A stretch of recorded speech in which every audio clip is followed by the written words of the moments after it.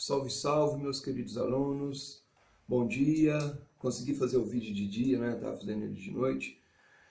Mesmo assim, ainda não consegui um ambiente legal aqui, né? Não preparei o meu espaço ainda, né? Apesar de eu ter minha bancada ali, a minha mini oficina, onde eu faço minha eletrônica, onde eu mexo com a minha música, tenho minhas telas, onde faço minha arte, né? Mas eu ainda não arrumei o meu quadrante aqui. Vamos lá, pessoal. Gente, semana passada eu estava falando sobre o realismo, estudando o que foi o realismo. E principalmente um ícone, né, que muitos falam ali, que ele que inaugurou, né, esse movimento histórico que aconteceu ali em 1850, né, que foi Gustavo Colbert. Olha que interessante, pessoal. Só para eu montar um contexto legal ali, o Gustavo Colbert, só para relembrar da semana passada, né? Gustavo Colbert, ele tinha aquela coisa dele de não fazer a arte tradicional, tanto religiosa quanto acadêmica, né? Ele queria cair fora disso, ele já estava esgotado, né? Os movimentos anteriores, né? E a ideia do realismo era que se fosse contra, né? Opusesse contra as artes anteriores, né? No caso ali seria o romantismo, e anterior ainda também o neoclassicismo. Então, esses movimentos históricos ainda, apesar de já estava trabalhando com algumas ideias fora da arte sacra, a arte religiosa, a arte realista, né, estava indo mais ainda em contra isso, né? E Gustavo Colbert teve aquela polêmica, né, que o pessoal falava para ele: você não vai pintar um anjo, né, os seres divinos? Ele falou: nunca vi um, né, então eu vou pintar o que eu vejo, né? Aí foi a hora que ele desceu, né, da zona de conforto dele e procurou, né, os camponeses, o pessoal da feira, os retirantes da feira, né? E ele chegou e deparou com aquela cena e começou a fazer como se fosse uma fotografia, né, do povo lá trabalhando na feira, né? Por exemplo, tem essa arte aqui, os camponeses de Fledgey, os quebradores de pedra, o enterro de homens, e várias outras ali. A ideia legal, pessoal, que Gustavo Colbert trouxe, que ele pudesse retratar o que o pessoal estava vivendo. É muito interessante isso daí, viu? Só que aí, para a classe burguesa, foi um escândalo, abominaram, porque é aquela coisa, né? Quer comer carne, mas não quer ver matar o boi, né? Infelizmente não é piada, não é risada, mas a verdade é essa. E segue até hoje, né? Quer ver lá aliás, né? Precisa da obra-prima, né, o material, o equipamento, tudo que os camponeses, o pobre trabalha, mas não quer ver como eles fazem. E o Gustavo Colbert, em 1850 em diante, ele trouxe essa perspectiva, né? Não foi muito bem aceito, não. Como ele já era um cara reconhecido artisticamente, reconhecido até pela sociedade artística, né, começaram a aceitar com o tempo. Tá? Teve outros artistas antes dele? Sim, teve. Mas a gente vai deixar para a próxima aula, que teve um outro que é até um pouco polêmico ali. Né? Gustavo Colbert, quando ele trabalhou, né, naquela obra de arte ali, Os Camponeses de Fledgey, né? Os Camponeses de Fledgey, parece que era uma turma voltando de uma feira, um carregando porco, as mães carregando cesto na cabeça, uma carroça vindo com o boi, né? Tem um cara segurando um chicote. Essa obra traz um contexto ali, traz um contexto dentro dela, né?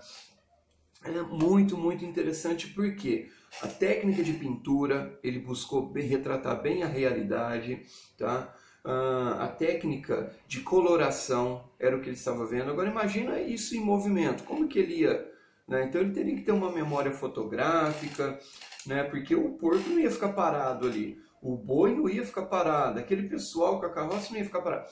Então ele tentou, existe uma técnica, existe ainda até hoje, né? é o chamado Black Book, né? Eu tenho um ali que anda comigo na carteira, no carro, né? Aonde eu vou, às vezes fica do lado da cama, na tamburetinha, e fica para a hora que eu tiver alguma ideia ou ver alguma coisa, eu vou lá e faço o RAF. Vou lá e rafio ali o desenho que eu quero, né? E Gustavo Colbert tinha esse projeto, esse esquema, né? O William Turner, lembra quando a gente estudou sobre o William Turner do romantismo? Ele andava assim com a cadernetinha, porque às vezes tinha alguma cena que estava em movimento, né? E não tinha como ele parar no tempo aqui lá para ele desenhar. Então ele andava com a cadernetinha, tá? Ia lá e rabiscava, né? Esse RAF que eu falo, né, na escrita ali, o hold, né, o RAF é o pré-rabisco, tá? É o antes do rabisco, antes do rascunho. O rascunho ainda você define bonitinho, né, tal, tudo bem, sem as medidas, mas ainda você tá dentro. Agora o RAF não, você vai rabiscando até dar forma, né? E o William Turner, os outros artistas, Delacroix, também todos faziam isso, né? E Gustavo Colbert, para não perder essa tradição, né? Muitos artistas até hoje fazem isso. É uma forma legal de ter a memória fotográfica, né, rafiada ali numa folha, né? Gustavo Colbert fez isso também nessa obra de arte aqui. Aquela outra obra de arte, Os Quebradores de Pedra, né? Possivelmente, sim, estaria com aquela coisa assim, estática, né? Ó, pessoal, fica quietinho aí para eu fazer o RAF aqui. Possivelmente ele fez isso, né? Talvez não, talvez sim, né? Mas eu vou pela crença, né? Eu vou pela crença agora. Eu acredito que sim, que ele usava essa cadernetinha para ele ter feito Os Quebradores de Pedra, né? O Enterro de Homens também, tá? Como estava muito em movimento, eu até falei aula passada, inclusive tem possivelmente uma assinatura dele, ele estava presente nessa obra porque tem uma criança olhando para ele. Ele não aparece na obra, mas tem uma criancinha olhando para frente para ele ali, né? Possivelmente ele estava lá sentado, rafiando, ou até já pintando direto na tela. O RAF direto na tela acontece também, tá? Os impressionistas, que estão um pouco à frente do realismo, aconteceu isso. Eles faziam isso, né? Não era só Monet, né, Van Gogh, esses caras não. Bom, depois eu falo mais do impressionismo, que eu não vou lembrar os nomes agora.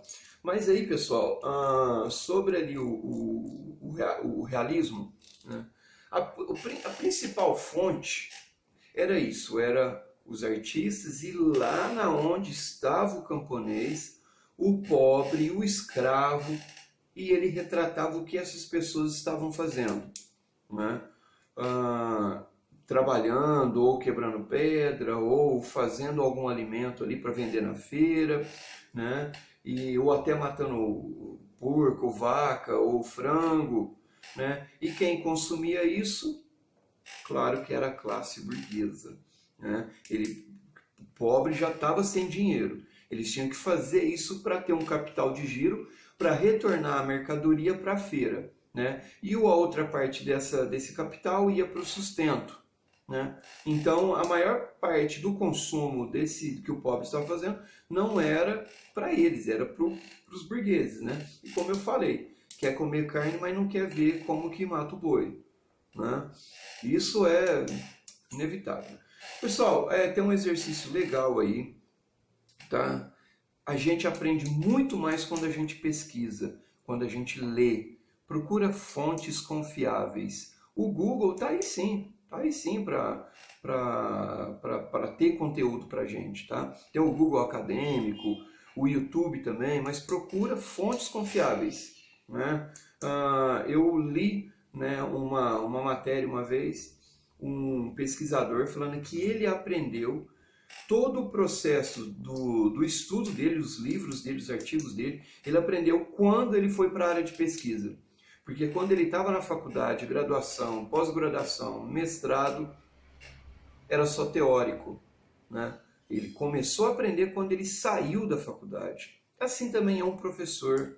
e é um aluno. Aprende muito mais quando a gente sai para pesquisar, sai para estudar, tá? Vamos discernir a diferença de um aluno e de um estudante. Eu espero que você seja um estudante, não seja só um aluno. Um aluno é número, tá? Um estudante pesquisa, tá? Corre atrás. Seja qual informação for, tá legal? Então tá aí.